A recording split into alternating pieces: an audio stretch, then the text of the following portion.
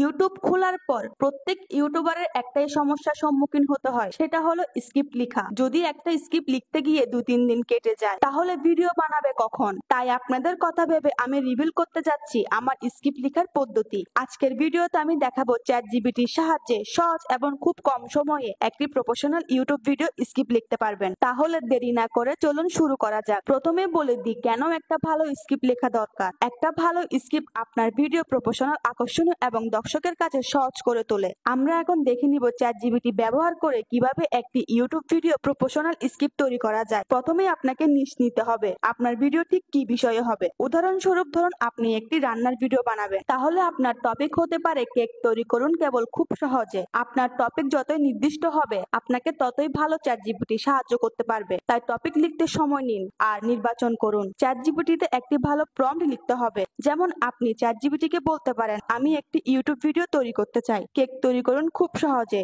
এ বিষয়ে আমাকে একটি 10 মিনিটের স্ক্রিপ্ট লিখে দিন। এবার চ্যাটজিপিটি এই নির্দেশনা অনুসারে একটি স্ক্রিপ্ট তৈরি করে দিবে। চ্যাটজিপিটি আপনাকে যে স্ক্রিপ্ট তৈরি করে দিয়েছে সেটা পড়ে দেখুন।